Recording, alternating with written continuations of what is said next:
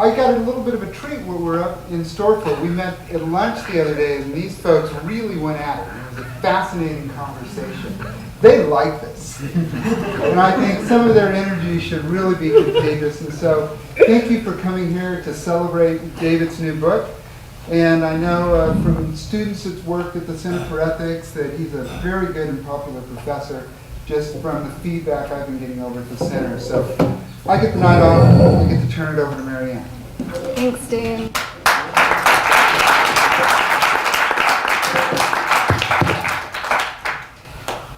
Good evening. Thanks for coming. Let's see, I'm going to start here by introducing David Sherman to my left. It's his book we'll be discussing tonight. Catch everyone up. And he is the associate professor here at the University of Montana. In addition to Sartre and Adorno, The Dialectics of Subjectivity, he is the author of Camus, which is part of the Blackwell Great Minds series and will be released this coming September. He's also co-editor of the Blackwell Guide to Continental Philosophy, as well as an upcoming collection of essays on the Italian political philosopher Antonio Negri. And he is the recipient of the 2007 Denison Faculty Award and the 2005 Cox Teaching Award. To my right, I have a legend, Fred McGlynn, who is a retired philosophy professor here at He's David's close friend and colleague, and he has taught Sartre before, and he is very in the know when it comes to Sartre. Over David, to my left, is Ron Perrin. Ron Perrin is Professor Emeritus of Philosophy and Political Theory. He's been teaching at this university for 35 years. His interest in work in critical theory can be tracked back to the 1960s when he studied with Herbert Marcuse, who also directed his doctoral dissertation. For those of you who don't know me, my name is Mary Ann Blau. I graduated from this philosophy department here at the University of Montana last spring with a BA. David was my first philosophy professor ever. I was a unsatisfied psychology major at the time, and when I took his Intro to Existentialism course my freshman year, I was totally enthralled. I changed immediately to a philosophy major. He probably saved me from a period of departmental promiscuity and some sort of guilty panic in which I subsequently enrolled myself in the School of Business. So I am indebted to David for providing such an energetic and entertaining and totally irresistible introduction to philosophy. Philosophy and I have been very happy ever since. Now, it's a heck of a job I have here tonight. Yes, it is. We've all agreed on that. That's why you have it. As the non-specialist, my responsibilities are wide-ranging. They are as follows. One, introductions, which is over. And second is a succinct but informative and accessible overview of Sartre and Adorno, Dialectics of Subjectivity. Third is actually a self-inflicted responsibility. I feel that at this event it is appropriate to unabashedly promote the purchase of this book, which, by the way, is available, I believe, at the UM bookstore, if not online, for $85, but there are 15 new and used right now for $42.44, all eligible for Super Saver shipping. And most importantly, this June, it will be coming out in paperback for $24.95, which is ample time for any student of average capability and ambition to purchase the book and read it before next semester's upcoming Sartre class, also taught by David Sherman. Now, fourth and fourth and final responsibility tonight is moderating the ensuing panel discussion, which if you've ever heard Fred and David have a philosophical discussion, perhaps in their offices, in the philosophy department hall, or in class, you will know that this fourth task of mine is totally impossible. And furthermore, I've only just met Ron, but I have a strong sense that he is only going to exacerbate matters. No offense, Ron. So, as soon as I introduce Fred, I advise you all to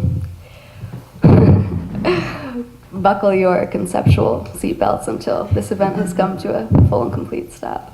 Okay, so, and now for just a brief overview of Sartre and Adorno.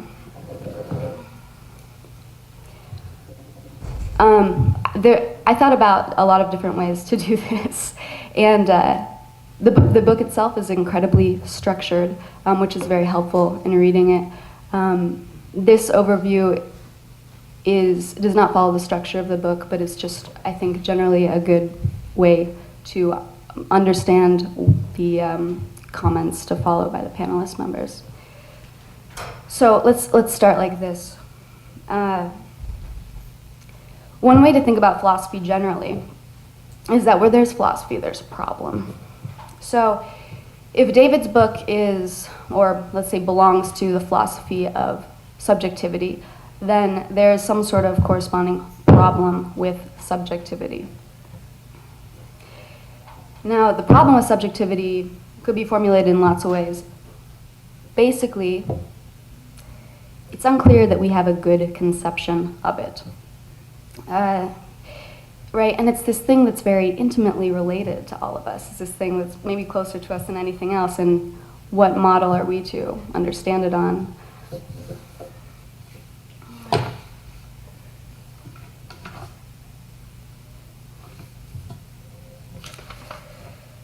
We've been given lots of models. We've run the gamut, right, historically speaking, from Descartes in the 17th century, his cogito, this transparent subjectivity that can completely withdraw from the world, all the way up until the postmodernism, right? The postmodern subject of the 20th century is a subject that seems totally the opposite, one that can't escape from its world in some sense, one that is totally conditioned and so can't withdraw. So after all this history, it seems that we are basically still left with this question, this thing, this subjectivity, right, that sounds abstract and scholarly when you say it like that, but really it's a very close and intimate notion. We still don't have a very good conception of it, and thus maybe don't have a very good conception of ourselves, right? So this is why this is important. So from this tradition, Sherman has plucked two figures, Jean-Paul Sartre and Theodore W. Adorno. And he believes that these two figures together can offer us a better way of understanding ourselves in the world. And that's basically it. That's basically what the book is about. He says a little more than that. But my point is that the main idea behind the book is almost as simple as the idea of a beneficial complementariness. So Sartre's theory of the subject from the first person standpoint that some of you will be familiar with from being in nothingness when we took David Sartre class together.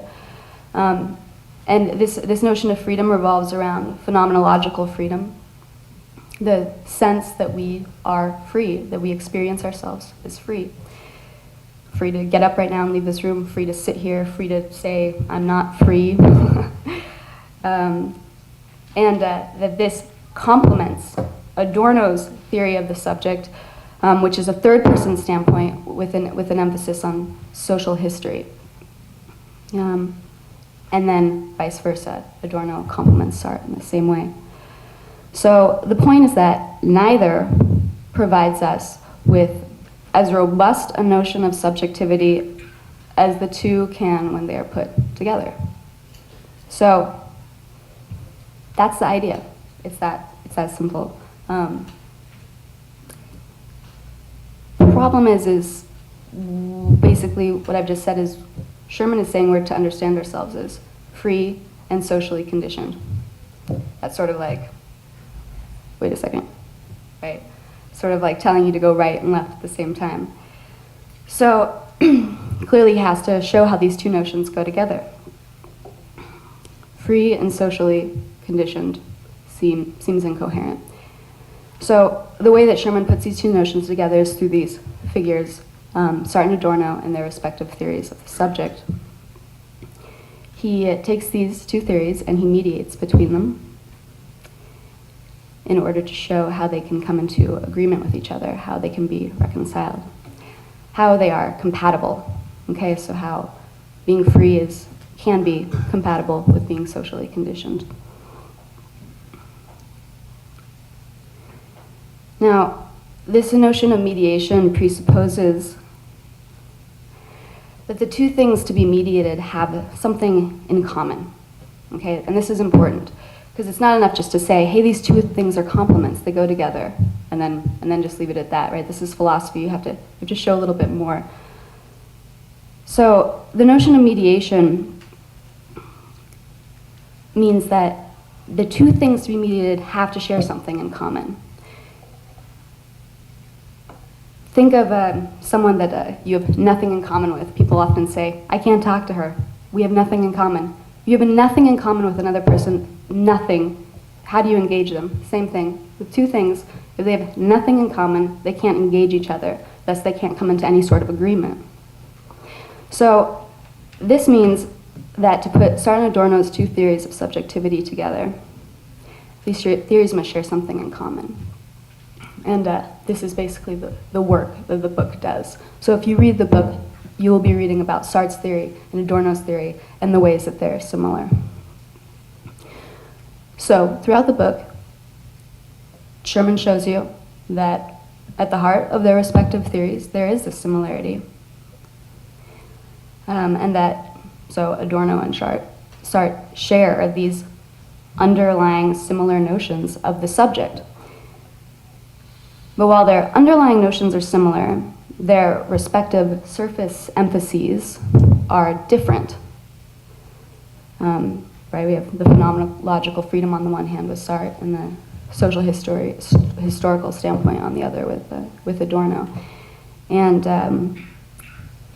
so they're different too. So what he shows is that they're compatible, right? And so they can go together, but they are also different, and so therefore they can be mutually enriching. They have something to give the other, and that's the answer to the problem, to the struggle of understanding yourself in the world. The reply that Sherman gives is, well, here's a way. Here's another way to understand yourself that is coherent. Now. I just have one more comment, and I can never remember who it is that you're quoting when you say this, but you've often said in class that good philosophy is like packing a 4-pound sausage into a 5-pound bag, and you put a little bit in. Too much meat, not enough bag. Right. So more, but there's got to be a small bag, more meat, right? Because then you stuff it in, some pops out. 4-pound. 5 pound. Right, exactly. Right. Sherman always says, good philosophy is like stuffing a 5-pound sausage in a 4-pound bag.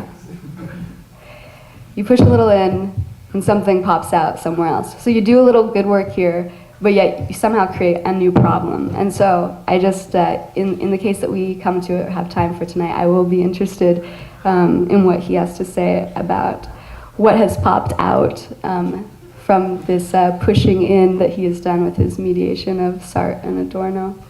And now I'm going to turn the floor over to Fred McGlynn.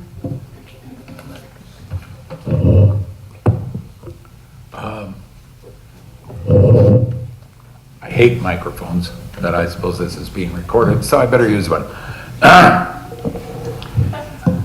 I find this task exceedingly difficult for a variety of reasons. One, it's I think a brilliant book, the best book I have ever read on Sartre, and I've taught Sartre, I don't know, 7, 8 times over the years, and just when you think you've got a handle on someone younger and more brilliant comes along and shows you you haven't really plumbed the depths yet. And while I share a general agreement with most of what David has done, I think he's articulated both the sense of Sartre's freedom and the commitment to the world much better than I or anyone else has done before. And I think he's resolved, or at least potentially resolved, a lot of problems in the way in which Sartre has been, for the most part, particularly in the last 3 decades or so, I think grotesquely misunderstood and ignored.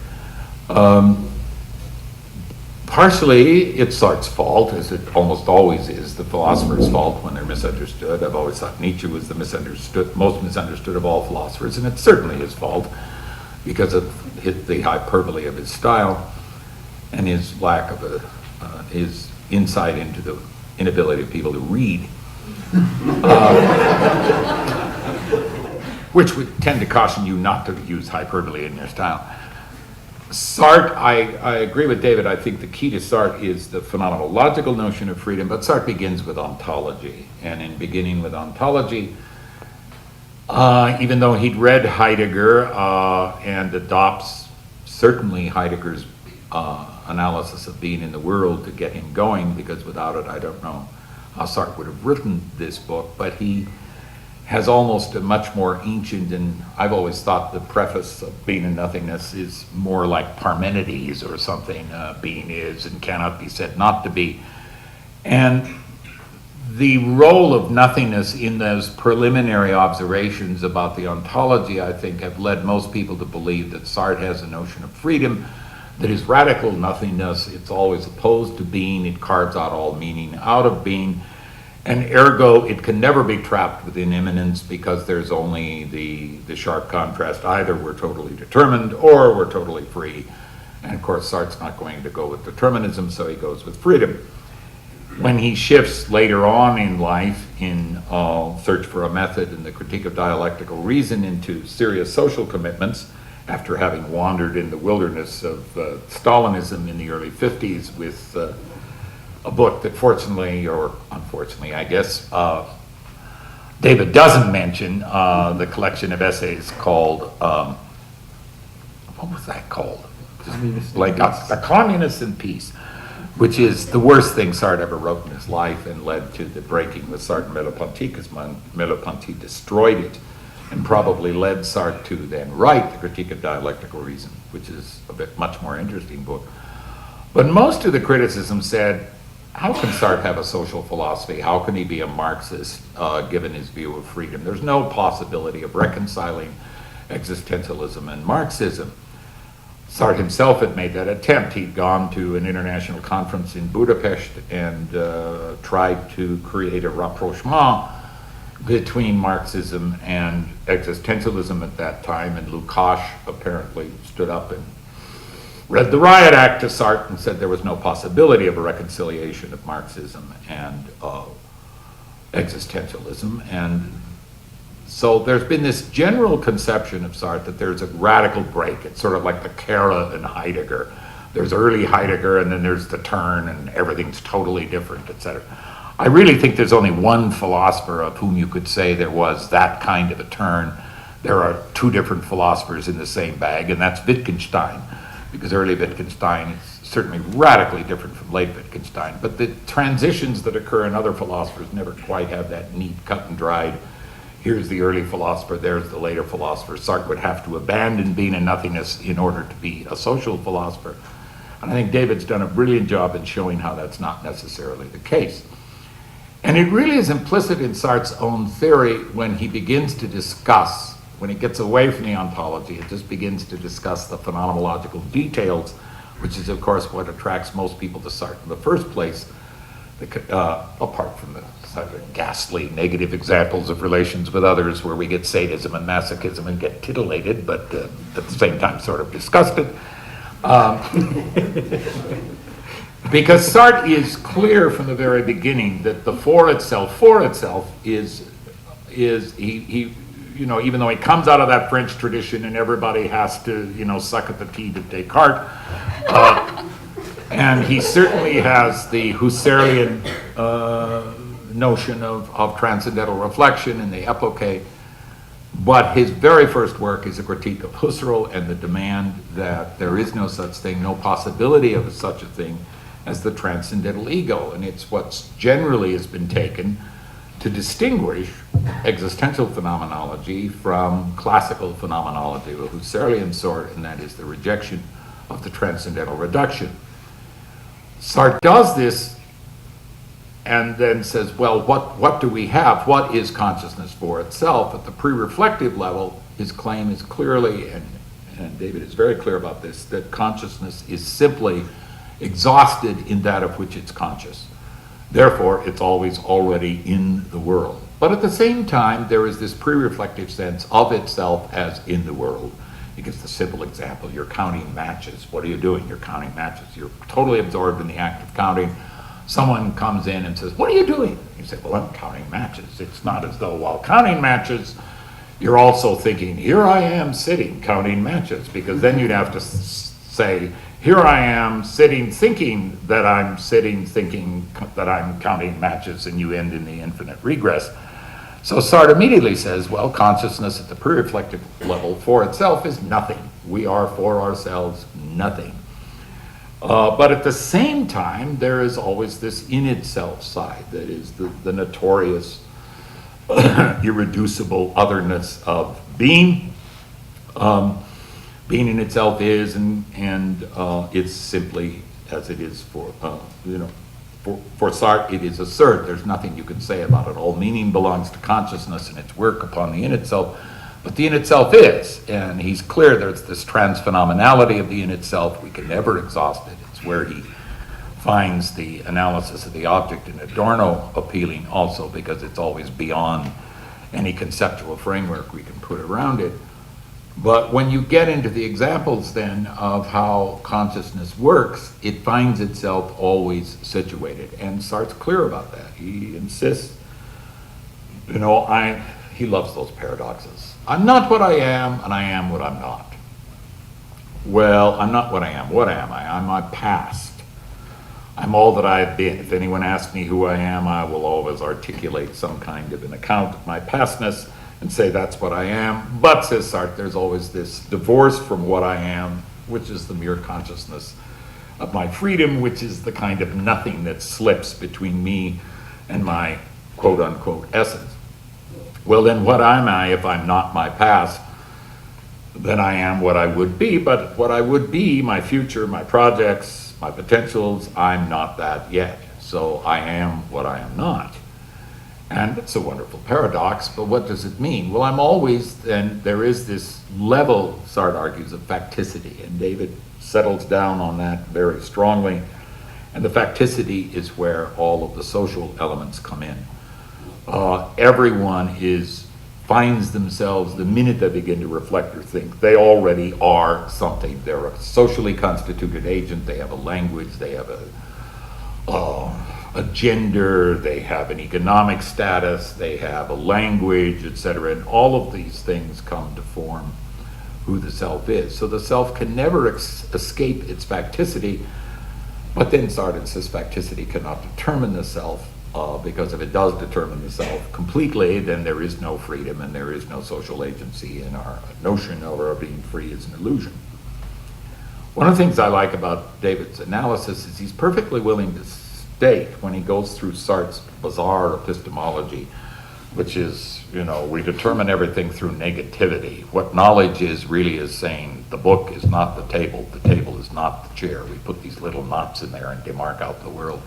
It's always seemed really very bizarre. But what David emphasizes is the way in which, while not ignoring the concept, what matters for Sartre in the way of knowledge is really intuitive knowledge. And that the claim for freedom is not a conceptual argument, because that would be much more difficult, but it's the intuitive sense that I find that as I experience myself, that I am this kind of freedom. I am always this possibility of saying no to whatever condition I may find myself in, and if I then say yes to it, or to say that I am determined, etc., I'm always in bad faith. But even if I say no to it, I still can't escape bad faith, which is one of the great problems in Sartre. But what David does is he works out the whole complex dialectic of the relationship between subjectivity and the situation. And the subjectivity here is the great power of the negative. I mean, it is, and that is in this sense where the negative, both in the sense of the critical space in which freedom is always capable of working, whether it be in epistemology or whether it be in social action or morality or the arts, whatever. There always must be this space of the negative in order for us to act. At the same time, we never, however potent we might wish that freedom to be, we can never escape that the freedom, if I am refusing a particular situation, it's only by plunging myself into another situation. So that the historical social dialectic is an inevitable part of Sartre's philosophy from the very beginning. He doesn't emphasize the social aspect of it as strongly in Being and Nothingness as he does later in Search for a Method and the Critique of Dialectical Reason. But I think David does a brilliant job in showing that it is always already there. Given the limited time, God, there's so many things that are interesting. But one of the things that I really like about this work is the way he takes up with the other. It's also going to pose a problem for me where I'll pose a question to David and he's already aware of my objections here. The other seems to be for Sartre the great enemy, and it's one of the other, no pun intended, one of the other grounds for the assertion of many people that Sartre, that there's this terrible conflict between early Sartre and later Sartre. Because if the other is always the enemy, then how can we have a social philosophy, etc., in which presumably I join with the other? And already, and of course Sartre never changes his view on that. You can plow through the mammoth Critique of Dialectical Reason and you will find the same structures that he uses in Being and Nothingness. That is the us object and the we subject, which he'd already developed in Being and Nothingness. The us object is pretty definitive. We know ourselves as an us object under the eye of some third, who is generally going to be the oppressor. And that seems for Sartre to be about as close to an authentic recognition of our relations with others as we can have. We are authentically caught in the same circumstance, it's sort of proletarian consciousness, etc. But if that leads us to try and become a we subject, in the Critique of Dialectical Reason, as here in this work too, the only kind of unity that's allowed, Sartre does say in the Critique of Dialectical Reason that we can experience that we subject just at the moment of storming the barricades. We think, my God, we've done it. Just remind me, I better turn off my cell phone before I get embarrassed by all of this too. My son gave me one of these. I'm still not accustomed to the ethics of using it, etc. I forget I even have it. Turn it off once in a while. Turn it on. Where was I? But the we subject dissipates immediately upon that transient moment of storming the barricades and falls back into the singularities, which reflect more the conflict relations in Being and Nothingness. And that's sort of my problem in both Sartre and David's account. Those of you who are familiar with me know that I much prefer Merleau-Ponty to Sartre in the long run, because there is, I think, a reasonable notion of intersubjectivity in Merleau-Ponty, and I don't think there is a viable notion of intersubjectivity in Sartre. And David agrees, and that's the problem I have, because he agrees that there is no possible true intersubjectivity. The other, for Sartre, from the ontological point of view, is this horrible problem, and it leads to all of our concrete relations with others. What is it that I am apart from this nothing? In Being and Nothingness, the dominant term Sartre uses is I am a lack. I'm a lack of being.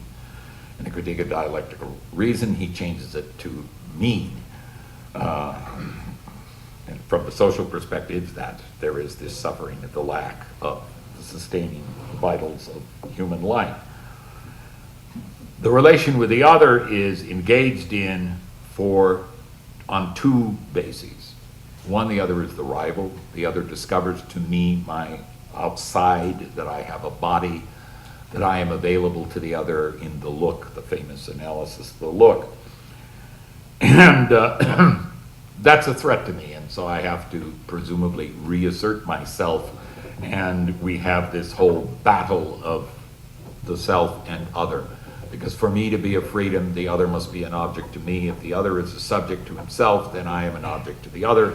And so we're constantly engaged in this battle. And in his concrete relations with others, which granted, he'd said in an interview years later that David points out in his book, that Sartre himself thought this was the worst part of his book, but the central features of his theory are never in fact abandoned. And that is, for Sartre then, all human relationships reduced to versions of sadism or masochism. Why? Because my relation with the other is fundamentally one in which the other is there to confirm me in my being. From the ontological point of view, which Sartre never quite escapes, although I agree with David that he's much better with his phenomenological notion of freedom than the ontological one, but the ontological one argues then that the self, as a lack, is always trying to be what is an ontological impossibility, and in itself for itself. Man is the desire to be God, says Sartre, which is the in itself for itself. Probably isn't a very good definition of God, but if God is full actuality and full consciousness, to be fully actual, he's got to be in itself. To be fully conscious, he's got to be not what he is, and ergo, God's an ontological impossibility. Sartre does have one distinction. I think he's the only philosopher in the history of the West that ever gave an ontological disproof of the possible existence of God. Well, whether we call this God or not, the relation of the self with the other is this attempt to confirm always the self. But if the other is for itself nothing, and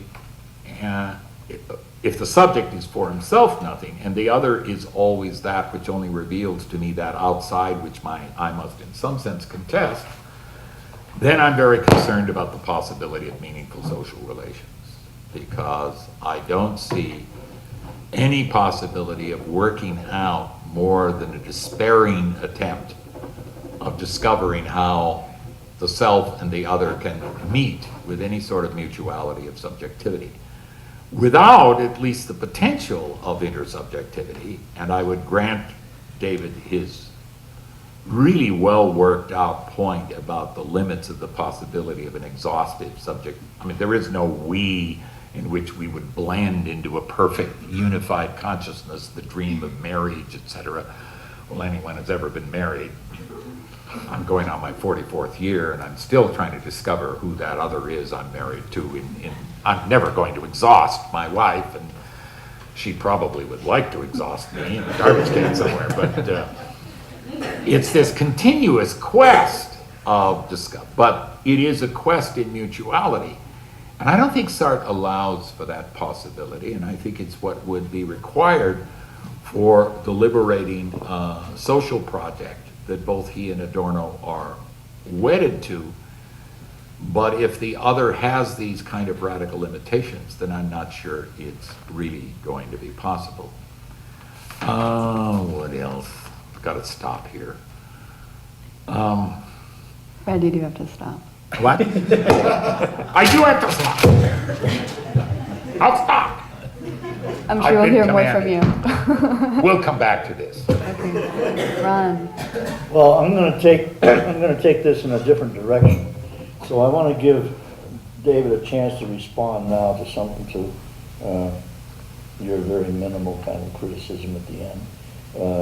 And maybe do that within the context of a couple of things that I picked out of your discussion of Sartre, which I find deeply pessimistic.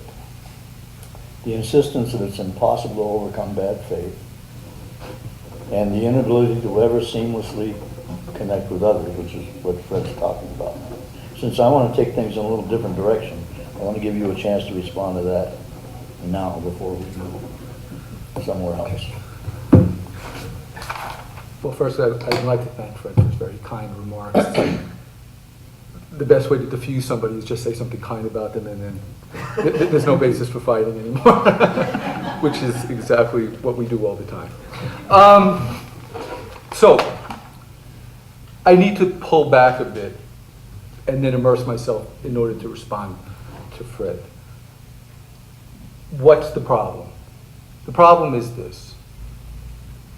All tend to agree that the classical notion of a transcendental subject, the kind of subject you get from philosophers ranging from Descartes to Kant, is deeply problematical insofar as it doesn't make sense of the fact that we are, in a very real sense, always already social beings. And there's been an enormous attack on the notion of the subject that has culminated in many respects in a situation in which virtually all camps reject this notion of the subject altogether.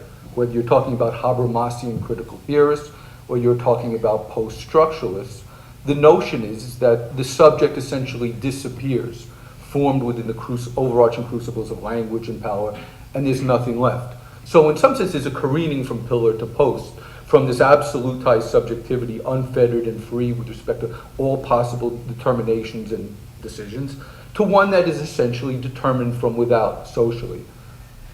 It seems to me that this either-or itself is a problem. Why I alighted on Sartre and Adorno is that I think they had it right, in the sense that in this post-war period, already there was a clear rejection of these transcendental pretenses with respect to subjectivity, this notion that somehow we're free and unfettered. But yet the subject continues to do an enormous amount of normative work for both of them. For Sartre from the phenomenological standpoint, for Adorno from his dialectical standpoint. Now, having said that, the argument I've made is that Sartre and Adorno are both necessary, but neither are sufficient conditions for purposes of making sense of the notion of the subject. Sartre is necessary by virtue of freedom. Now, the first response to Fred is, I reject Sartre, understanding Sartre as an ontologist altogether. Indeed, anytime someone mentions the phrase ontology to me, I'm already running for the exits. Because I think the very notion of ontology is deeply troubling insofar as it makes these ahistorical claims about the nature of reality. And my belief is that phenomenology, existential phenomenology, when it makes those sorts of invariant claims, is basically arguing that something is invariant when in fact it's socio-historically generated. For me, Sartrean freedom needs to be understood not as something that's ontologically underwritten, but as a hard-won historical achievement. Serfs in the Middle Ages did not understand themselves as free in the way that we use that term.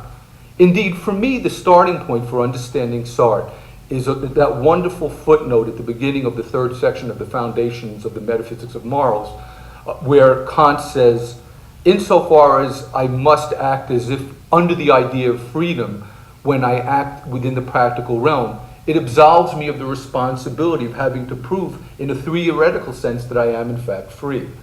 What this suggests is that there's something from the first personal phenomenological standpoint. There's a logic intrinsic to that position that needs to be worked out and understood independent of the sort of hard deterministic claims that many in the continental tradition want to make. At some level, we always and necessarily understand ourselves as free and responsible, and that part of the equation can't be juggled out. Having said that, from a social standpoint, it is in fact always the case that we are highly mediated beings. To use Hegel's term, we are in some sense products of what the historical dialectic has made us. What I argue with Sartre is that freedom needs to be understood as this sort of historical achievement that can in fact go away. And indeed, it seems to me that the social conditions for understanding ourselves as free and responsible are already on the wane, given the imperatives of our changing economic and political systems, where the sober eye of the citizen or the calculating petty bourgeois, for lack of a better term, no longer perform a crucial function. It's now much more of a top-down sort of arrangement. Now, going back to Fred's concern.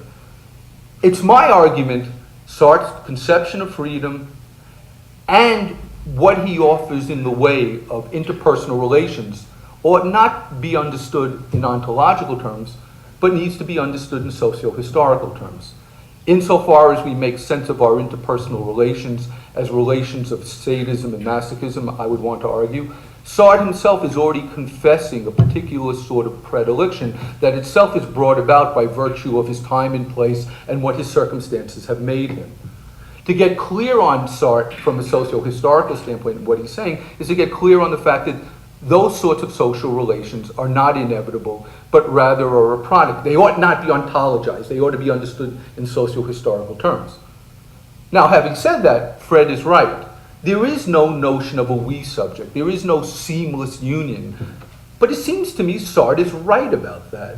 Right? It's certainly not the case that we become we subjects in the ugly sort of way that orthodox Marxism argued for a we subject in which we all seamlessly come together and act as one. No, we're always pulling and pushing and straining.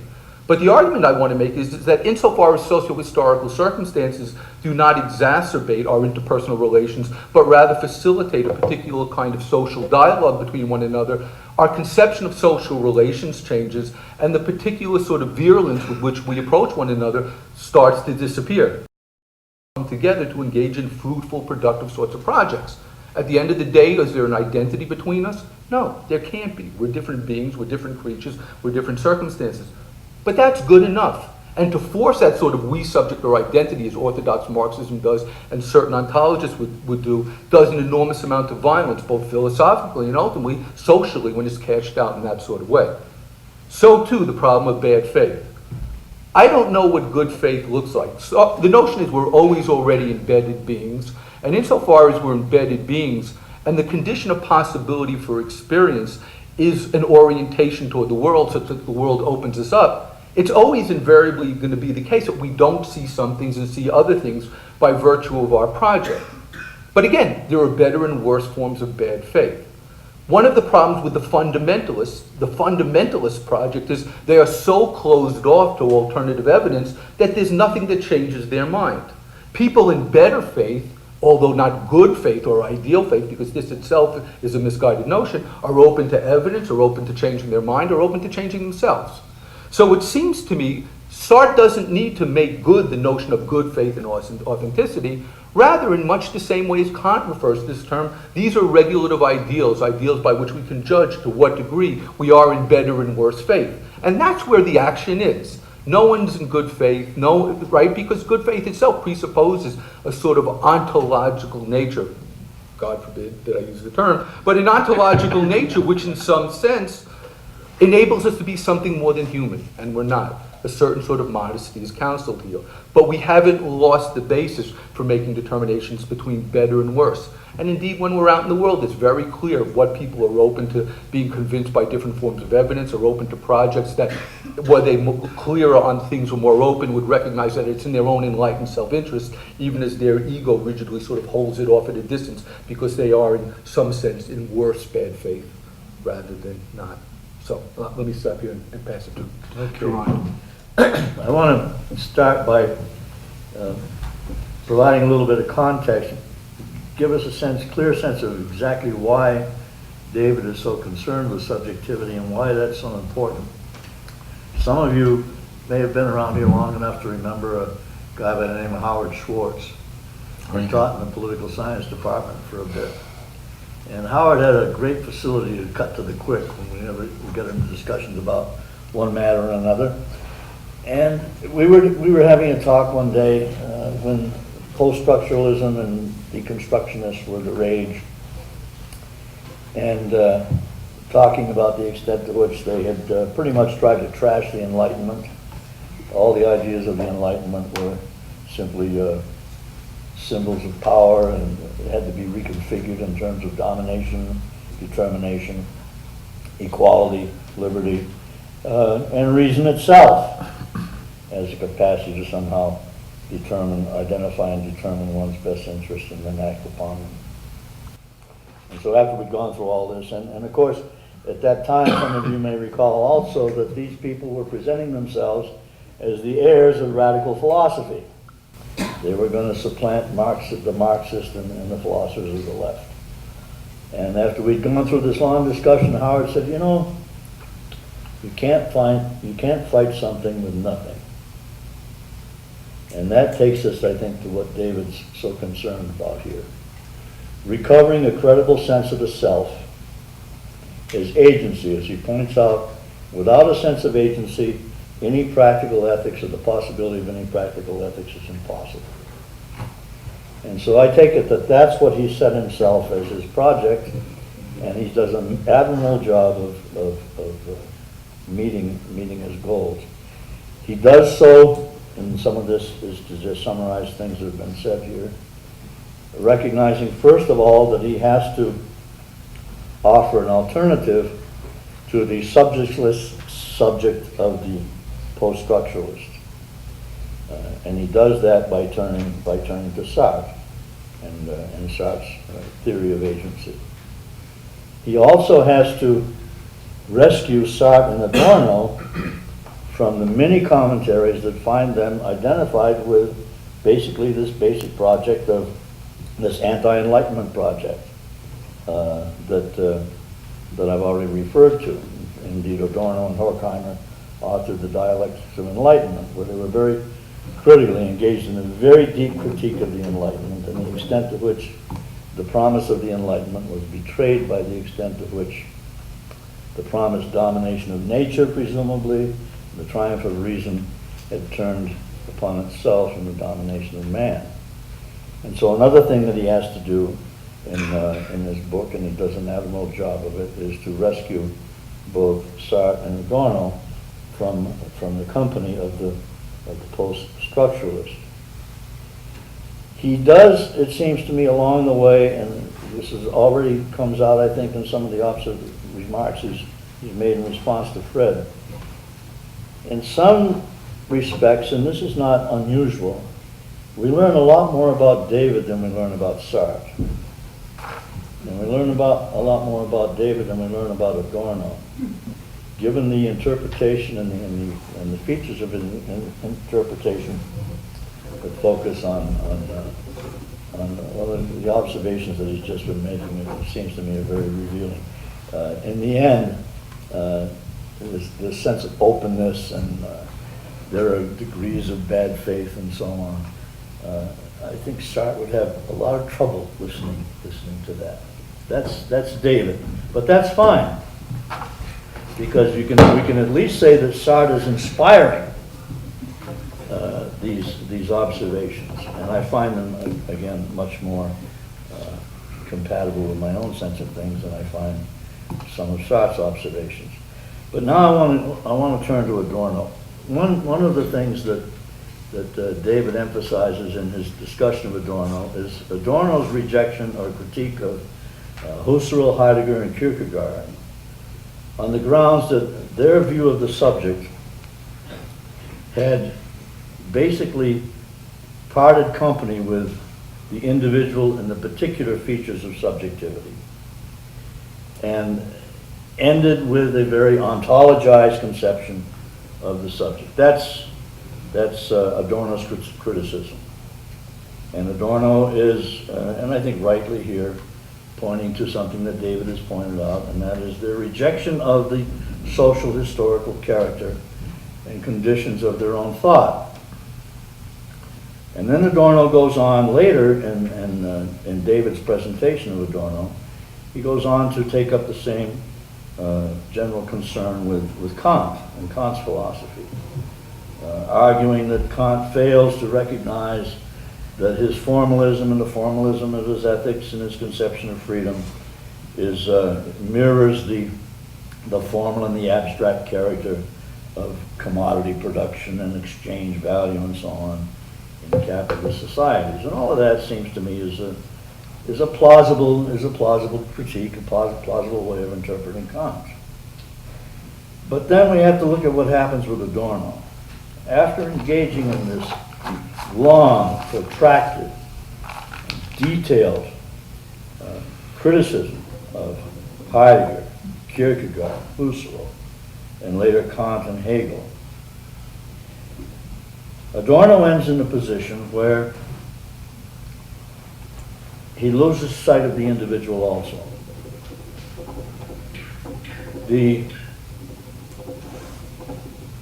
saddest feature, it seems to me, of Adorno's life is his inability to engage practically in the emancipatory movements of his own time. I don't know if any of you were aware of that, but it's a very important passage in his life. And tragically, the last passage of his life. And he does so by claiming that to engage in any action, any practical activity, in this totally administered society is to endorse that very society. This is the dialectic gone berserk. This is the dialectic gone berserk. And David acknowledges some of that in his discussion of Adorno. But he doesn't go far enough, it seems to me, in recognizing that Adorno is doing precisely what he is criticizing these others for having done. He is ontologizing and universalizing a particular social historical event, namely the Holocaust. And in the dialectic of enlightenment, he has reference again and again, I'm sorry, negative dialectics, he has reference again and again to the Holocaust. With these kinds of observations, all post-Auschwitz culture, including its urgent critique, is garbage. Whoever pleads for the maintenance of this radically culpable and shoddy culture becomes in support of that culture, while the man who says no to this culture is directly furthering the barbarism which our culture showed itself to be. And so we have this moment when the Holocaust overcomes philosophy, overcomes dialectical thinking, overcomes dialectical reasoning. Now, David acknowledges in another part of his discussion of Adorno the problem with some of that, and I want to give him credit for this before I pose a question to him, and then we can get into some discussion. David points out, and this again is more David than Adorno, it seems to me, there is a crucial relationship between theory and practice. Theory must engage with the most emancipatory form of practice that is available in a coercive world. Notice Adorno has rejected any such position. Lest the world move beyond not only the possibility, this is David again, lest the world move beyond not only the possibility of any emancipatory form of practice, but also the possibility of any emancipatory theory. I think that's one of the most profound observations that David makes in the entire book.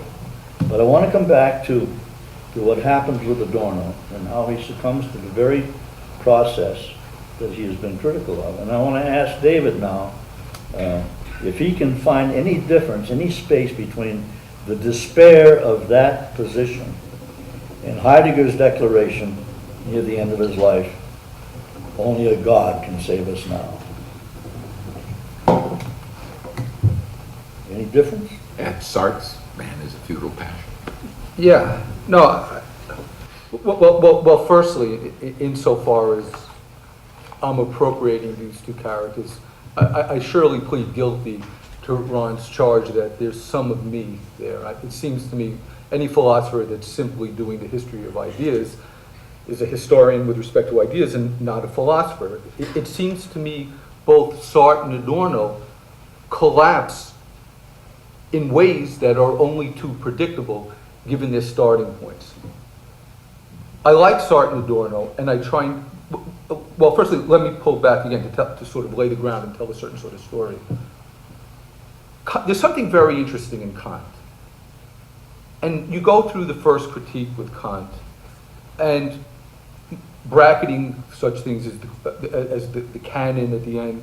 What Kant is looking to do is make good science, and make good, among other things, Newtonian physics.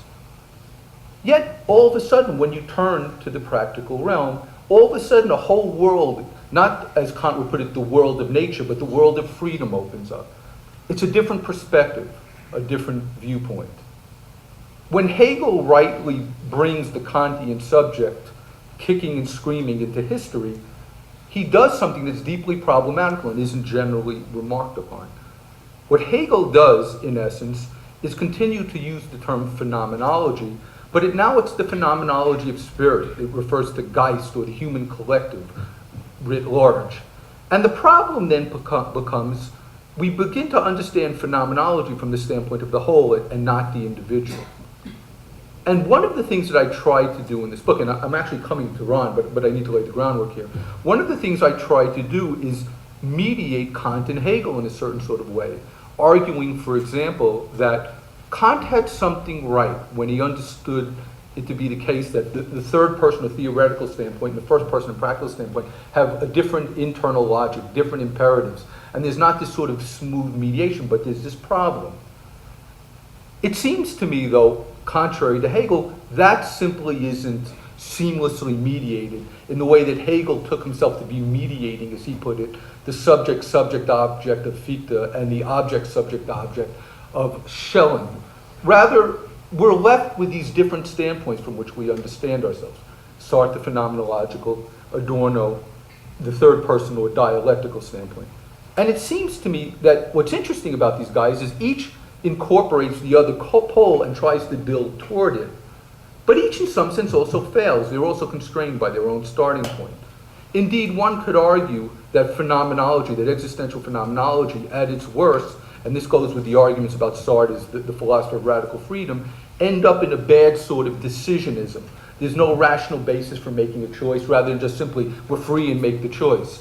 And Sartre made a bad one when he careened into Maoism.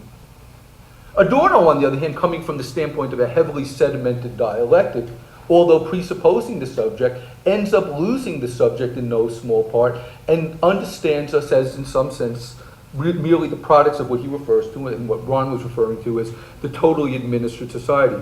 And I actually completely agree with Ron when he says that Adorno ends up collapsing into the same sort of problem that he diagnoses with respect to people such as Heidegger and Husserl, in that he ontologizes socio-historical conditions. I think actually Ron is right about that. What I'm interested in with these guys is firstly pointing that each one of them, by virtue of the standpoint, is necessarily constrained and ends up bouncing into certain problems that are intrinsic to their starting point, which is why in the mediation, without them, in some sense, I don't know of a better term offhand, the totalization or the ultimate synthesis of the mediation, we have to make sense of them.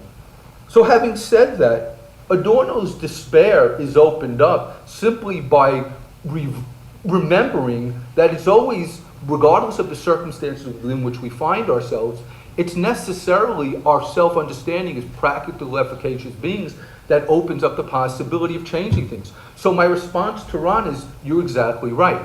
That's the point at which you go careening backwards. Remember that from the first person standpoint, regardless of how overdetermined the circumstances you find yourselves in seem to be, how hopeless, how administered, the question is, now what? What am I going to do? And that's the Sartrean moment. In much the same way that when Sartre, you read through the entire critique of dialectical reason, you want to say to yourself, wait a second, what is this subjectivity that's just gone through the dialectic? It's this social, historically constructed being, and then you want to take Adorno and mediate and go back to the very beginning and restart again. So my response is not to disagree with Ron, but to argue that it's never been my argument that each of these characters is anything more but a necessary moment in any sort of proper understanding of us as efficacious social beings in the world. Each is necessary, neither is sufficient. And it's only in the mediation that each can be transcended in their one-sidedness. And that's me speaking. And so my attempt is to go beyond both of these characters, but there's nothing I disagree in terms of Ron's diagnosis with respect to Adorno. That's why Sartre's, that first-person standpoint, that practical standpoint, that necessity of acting under the idea of freedom, as Kant puts it, is always something that we need to remind ourselves of. Indeed, the problem is Adorno starts to open the door to post-structuralists such as Foucault and others who simply want to see the subject as completely overdetermined and then they lose the normative impulse, and then they go careening from pillar to post from a bad structuralism, and at the end of his life, Foucault starts writing about the care of the self in naive, almost phenomenological terms without the proper sorts of mediations. What I find interesting about both of these guys is that each provides from these different standpoints the sorts of structures that help us make sense of the different perspectives from which we need to understand ourselves as conditioned social beings that ought not be ontologizing our experience by virtue of naively taking the world of which we're a part to be a manifestation of some given rather than socio-historically produced. But on the flip side, also recognizing that whatever is socio-historically produced has been produced individually and collectively by us, and now what are we going to do about it? And the loss of the subject in contemporary continental philosophy suggests not much. And what I want to say is this is a bad conception of who and what we are. Sartre's ontology needs to be understood heuristically, not as an ontology, but rather as what the world looks like given the way in which we're phenomenologically constrained to experience it, and the way in which we're phenomenologically constrained to experience it is by virtue of what has been made of us through the unfolding dialectic. And so again, it's an attempt at mediation, and I really don't disagree at all with Ron's diagnosis in terms of the dead end that Adorno runs into, and what I want to suggest is it's from a failure to insufficiently appreciate the Kantian remark at the beginning of the third section of the Foundations, and more generally, Kant's turn to practical philosophy itself. There's something important there, and that was lost in the move to Hegel and the dialectic with which Adorno is often running. And he recognizes that because in the final part of Negative Dialectics, in models, he offers both a history model and a freedom model, so he himself is recognizing the need to mediate these two sorts of standpoints. And indeed, in a certain sort of way, I took my project from that, whereas Sartre takes it to be, whereas Adorno wants to mediate the Hegelian historical dialectic and the Kantian notion of freedom. It seems to me that Sartre's a better, newer version of Kant in terms of opening up spaces for an efficacious notion of the subject that's socially conditioned, but also has the ability to act. And Adorno's negative dialectic rejects the worst aspects of the Hegelian Marxist dialectic in terms of the telos and the move to some totalization. As Adorno says, universal history needs to be construed and denied. The problem is Kant, Hegel, and the people in the past merely construed it and it cashed out in a particular sort of way. Today's post-structuralists simply deny it. Rather, there's a much more complex balancing act that's required in the construal and the denial, and these two characters seem to be indispensable for purposes of making sense of that better alternative. And so I bring them into a certain kind of mediation. We better open it up. We got about 20 minutes to open up to the folks out here. Okay, I guess John. This is for Professor Sherman. You responded to Professor McGlynn's problem of the other by saying there are better and worse ways of approaching the other, and that the other for Sartre should not be interpreted ontologically but socio-historically. But it seems that if, as Professor Perrin points out, that you run into a dead end for the subject with Adorno, then you have to be referred back to Sartre for determining how the other is phenomenologically. But if Sartre keeps running into the problem of the others being just sadomasochistic relations, it doesn't seem like there's any way of getting out of that either by Adorno or Sartre. So you're kept in those relationships regardless of which philosophy you go with. Well, I mean, firstly, again, sadomasochistic relations are a particularly virulent example of what it means for human beings in the world to see each other in this sort of Hobbesian state of nature, crudely. But look, one could argue that now more than ever, look, I believe that Karl Marx may be coming around again in a certain sort of way, in the sense that capitalism is now finally becoming adequate to its concept, as Hegel would put it, in terms of its globalization, in terms of the fact that it is no longer fettered by social democracies because it's completely overrun and disarticulated them, which is an enormous problem. And Marx saw all of this.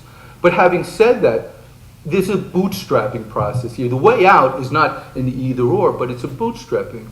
Insofar as it's in our enlightened self-interest to try and create a better society. I know this is reeks of a certain sort of, I mean, it sounds hackneyed, but the fact of the matter is what we are in no small part are products of the social world into which we've been conditioned, into which we've been born and by which we have been conditioned.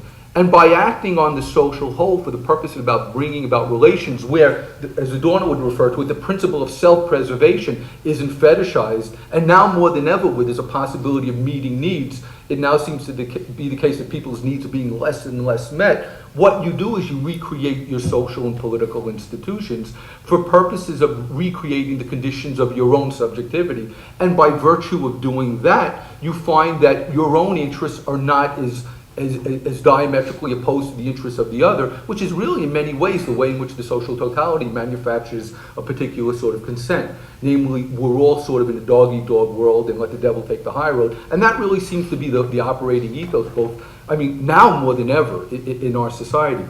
So what I'm suggesting, and none of this is of course easy, but the point is that it's incumbent upon us to intervene in the social world for bringing about a particular set of conditions that are the conditions of the manufacture of subjectivity, such as to create conditions in which there isn't such a polarized interpersonal relationships.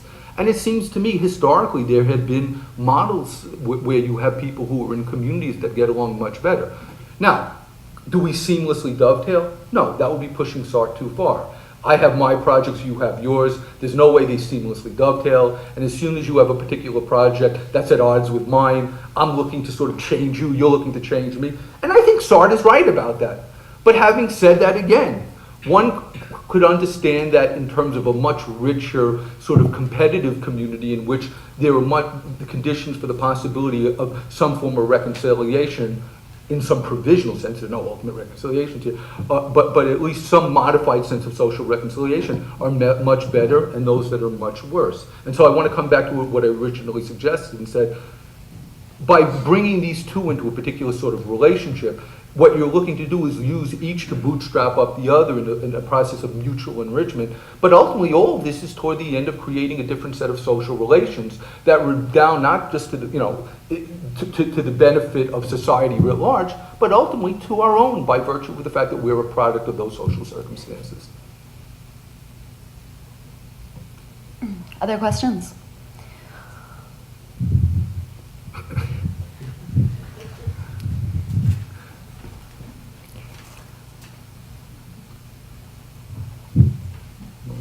Later on. One of the things that I didn't emphasize enough is that while all of this is going on in terms of Adorno's biography, he continues to write about freedom and continues to try to rescue from the Enlightenment that moment, that interest in emancipation. But his behavior belies his theory in a way that David touched upon in that quote that I gave at the end. And that's very important. He becomes a very tragic figure. He and my mentor, Herbert Marcuse, engaged in a very, very painful dialogue and correspondence in 1969 with Marcuse defending the New Left and the students, and Adorno calling the police on them and accusing them of being fascist, neo-fascist. And Marcuse emphasized, highlighting that this is the only point of resistance you can find in your totally administered society, and you're turning your back on it. So it became a very, very personal issue, and an issue within, for whatever interest it is, within the school of the Frankfurt School itself, and the school of critical theorists. Well, in terms of Marcuse was being accused of simplifying and undermining the project of critical theory itself. in terms of stories, though, at that same time, Sartre went into the streets during the French protests of '68 and is handing out French Maoist pamphlets, etc. He gave an interview with Esquire magazine in which he said, you know, for the first time in my life, I was able to go into the streets of Paris without a tie on. I felt liberated, and I thought, these people stand against everything you have stood for your entire life, you know, and you're out there, you know, furthering a kind of mindless Maoist anarchy, etc. And had, you know, Sartre surely must have seen the absurdity of his situation, but at that immediate moment, here's an action, and that was one of the characteristics of Sartre, to defend freedom. You know, you look at that bibliographical biography of Sartre. I mean, any protester, anywhere on the face of this earth, who was arrested and was being brought to trial, they could write Sartre a letter, and whatever Sartre did or didn't know about their circumstance, he'd write a little letter to be read in the court, you know, on behalf of whatever the hell it was that they were being accused of. No, they were really a liberating fighter. But at the same time, you know, he was willing to become the president of the court that indicted, you know, the United States for war crimes in Vietnam, of which there's a marvelous story. J. Edgar Hoover, among his notes after he died, they found a little article from the New York Times or something about Sartre accepting the presidency of the court for the war crimes trials of the United States. And Hoover had jotted a note in the column, "Find out who this J.P. Sartre is." I want to respond. I think that Ron is right that Adorno is a tragic figure. I mean, one way of making sense of Adorno's hesitance at that point is during Adorno's youth, right? We're talking now 1910 to 1919. You've got this enormous hope and these possibilities in Germany that basically culminate in the assassination of Liebknecht and Rosa Luxemburg. And then Germany goes careening into fascism. And Adorno was petrified by the possibility that all of the Western democracies, with not much provocation, would go careening into fascism. And this was something that really, in many ways, I think, motivated the response to the students, which is not one I would agree with. He himself, again, the notion of the totally administered society reflects a particular sort of dialectical thinking that doesn't open up spaces for that sort of phenomenological moment in which you think against it and you act. Sartre's Maoism is decisionistic. Again, both of these guys are tragic in terms of the choices that they made. And one of the arguments I try and make in the book is that it's predictable given the starting points, their starting points, but that what's worth saving is a particular conception of subjectivity that each have from these other poles that can be mediated in a particular sort of way. Now contrast that with what has happened since 1968, because that really is the operative time here. If you speak to Foucault, if you had spoken to Foucault, if you had spoken with Derrida, if you had spoken with virtually any of those who took the accused from the post-structuralist moment, May 68 was defining. And what they saw in May 68 was a particular sort of humanistic hubris, in some sense, that we were going to remake the world in a particular way. And they come from different sorts of standpoints, right? Foucault's notion first his structuralism that culminates in a work called The Order of Things, and then his genealogical period when he appropriates Nietzsche, and it involves works such as Discipline and Punish. Here it's Discipline or Published, right? But the notion is that there's no subject to be found. Foucault wanted to so problematize the notion of this efficacious subject, which had this hubris that it could be the universal intellectual, and Sartre was the number one example, that basically he threw out the baby with the bathwater, and we always understand ourselves simply as epiphenomenal. There is no resistance. Indeed, on Foucault's account, resistance itself is simply something that is always already wired by a particular sort of social context and something that it can always get on the rebound, and you are always in some sense subservient to that context. And indeed, one could argue, as I have argued, that while someone like Foucault offers enormous empirical insight, there are fundamental normative confusions in his position insofar as, on the one hand, he seemed to be interested in liberation from gay, all these good sorts of things, and yet, as a philosopher, couldn't make sense of the conditions for the possibility of that normative impulse. Take deconstruction, which I think has in many ways been disastrous, and not so much because of Derrida, who's coming out of a particular problematic, but rather those who grossly misinterpret Derrida. If you understand Derrida correctly, right, there's no radicality in deconstruction. It's an ongoing mourning play. It's the mourning for the inability of the sort of self-presencing that Heidegger wants to talk about in Division 2 of Being and Time. It's the problem of the impossibility of the condition of possibility. And then there's this sort of deconstructive move where anyone who would try and create, whether it be in ethics or something like that, they're deconstructed. And so basically what that issues in, and you see it all around campuses, is what is essentially a sort of Arthur Murray of the Bronx, a dance step. It's 3 moves. You deconstruct someone, you go in. But of course, this itself is deeply problematical. And far from being this radical insouciance that people understand it, it's what Nietzsche himself would have rightly called the will to nothingness and a fundamental nihilism. A nihilism, by the way, that Derrida himself was not complicit in, simply because Derrida himself was always operating within a particular sort of God problematic and always deconstructing any attempts at this ultimate self-presencing or bringing God back in a particular sort of way. But that's a problematic I thought we were done with. And part of what I want to argue here is post-structuralism is not this radical move beyond the humanism that we saw with these post-war figures who recognized the worst aspects of classical humanism but didn't throw out the baby with the bathwater. Rather, what these figures are doing is basically coming back and operating in what someone like Nietzsche would call the shadows of God and bringing back an old-fashioned sort of problematic. And that old-fashioned problematic, which is one that's based on God and the impossibility of, in some sense, coming to truth with a capital T or the thing in itself, always leaves them aphoretically circling about. But this does praxis no good whatsoever and is beholden to an antiquated problematic.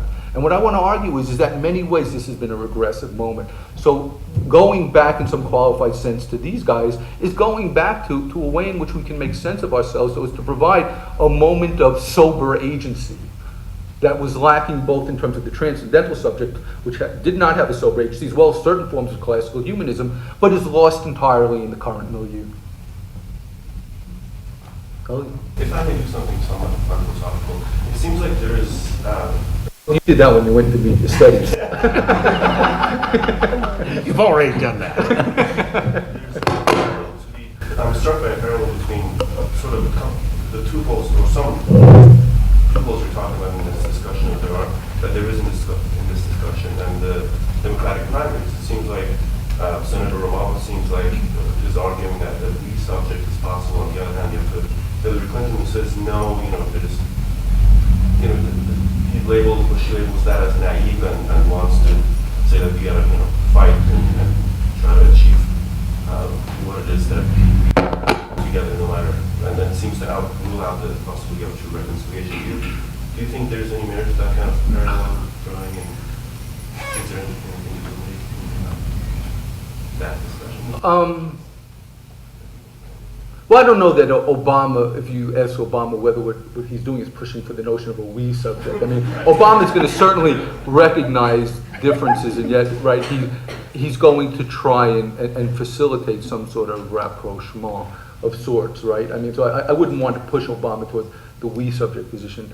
Look, it's hard for me to talk about this because let me pull back for a second. I mean, it seems to me that there really is a death of politics in the United States in a real sort of way. I mean, at the end of the day, it's not clear to me that Obama, Clinton, or for that matter, more conservative people from the Republican Party are really all that different. And the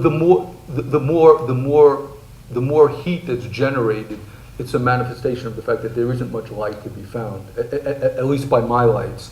And so I don't want to see this big divide between these people. What I do recognize, right, I mean, political terms themselves really don't mean much anymore. The terms liberal and conservative are thrown around. They don't really mean anything. George Bush is not a conservative.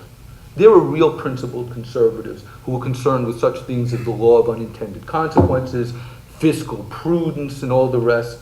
None of this is remotely related to what this quite radical administration is doing. liberal. The Democrats aren't liberals anymore. If by liberal we're talking about New Deal social democracy, what they are much more unfettered liberals in a Lockean sort of way, which was always in keeping with what once was the Republican vision. And so we use a vocabulary that doesn't really capture what's going on. What I want to argue, and part of the reason that I love these guys and why I talk about these guys, is they still give us the ability to think outside this box in which we think that these choices between Obama and Clinton are these monumental sort of choices with people with radically different principles and commitments, when in fact, if you looked at it on a broader ideological continuum, they're like that. And they're better only because what we've seen as worse. But Now we can have a discussion. okay.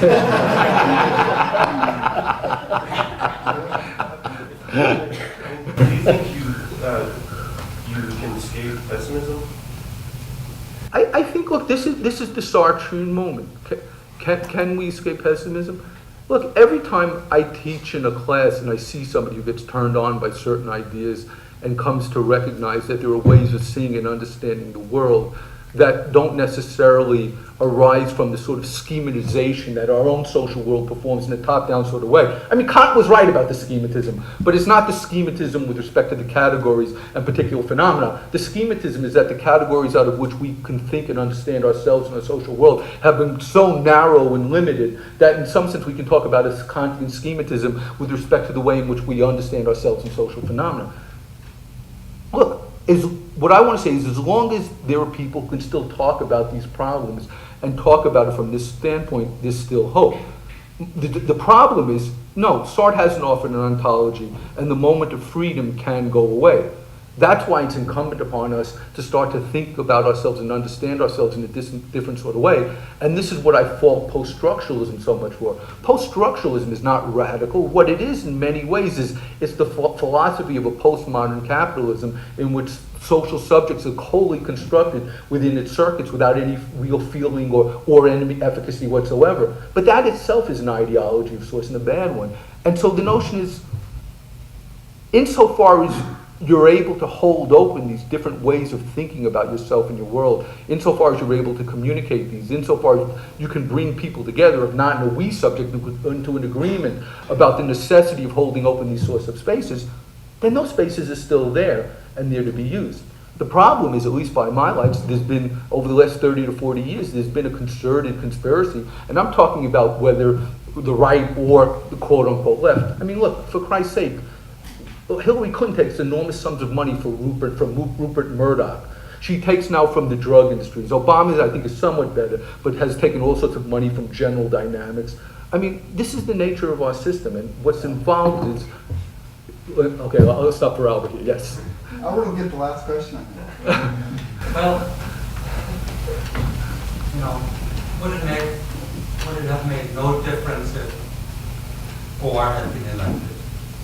I mean, it would have spared us, you know, endless misery in Iraq. I mean, open up, if you open up the dictionary and look at the classical definition of fascism, garden variety fascism, there's an argument to be made that this is what this administration has moved toward. It's not a conservative administration. It really is a fascistic administration by my lights. Gore, Clinton represent really what I take to be the neoliberal moment. And quite frankly, I prefer the neoliberal moment to this disaster. Having said that, I don't want to live in a dog-eat-dog neoliberal world in which Bill Clinton proudly proclaims that he has caused the death of welfare as we know it, in which basically, look, and I'm with the conservatives on this one, any vibrant form of republicanism was sold down the pipe when Clinton decided to give WTO and those sorts of international organizations basically veto power on all democratic determinations at national, state, and local levels.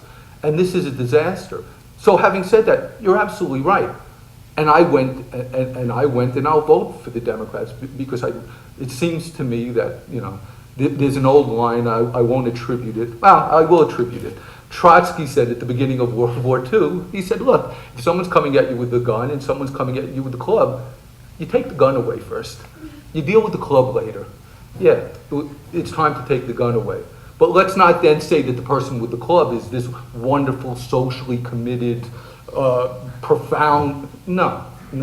But yeah, let's take the gun away first. So I agree, yes. It's actually, things are really actually getting very interesting. So I hate to do this, but it actually is 8:30 and people might need to be places. So let's give our speakers a hand.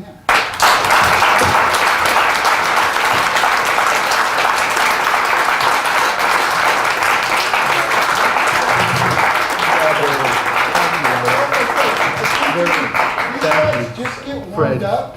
And I bet if you came up here, they'd Thank you keep very talking. much. The word, you're so sweet. So thank you for coming.